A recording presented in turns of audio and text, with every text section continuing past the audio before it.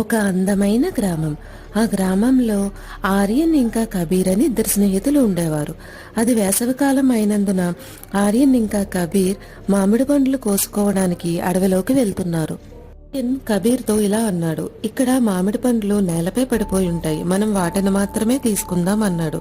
అందుకు కబీర్, నాకు చెట్లు ఎక్కడం అంటే చాలా ఇష్టం, నేను పైకెక్కి మామిడి పండ్లు కోస్తాను అన్నాడు.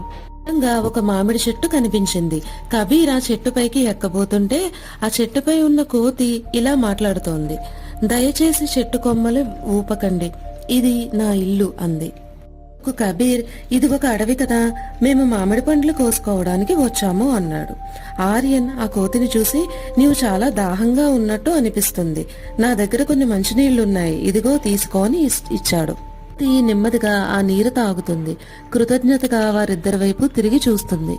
ఉన్నట్టుండి ఆకాశంలో మేఘాలు కమ్ముకుంటాయి. భారీ వర్షం మొదలవుతుంది. కబీర్ భయంతో, ఏం చేద్దాం ఆర్యన్, ఇంత వేగంగా వర్షం పడుతోంది అన్నాడు.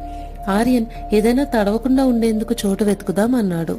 ఈ చెట్టుపై నుండి అంతా గమనిస్తూ ఉంటుంది. దూరంగా ఉన్న ఒక చెట్టు గుహను చూపించి వర్షం తగ్గేంత వరకు వారిద్దరినీ అందులో ఉండమని కోరుతుంది. కోతి వారు తినడానికి ఒక మామిడి పండును కూడా ఇస్తుంది. కబీర్ ఆర్యన్తో, నీవు కోతికి మంచినీరు ఇచ్చి చాలా మంచి పని చేశావు, అందుకే అది తిరిగి మనకి సాయం చేసింది అన్నాడు. వర్షం తగ్గిన తర్వాత ఇద్దరు ఇంటికి నడక మొదలెడతారు. మనం ఇతరులకు చేసిన సాయం ఖచ్చితంగా తిరిగి మనకి అందుతుంది.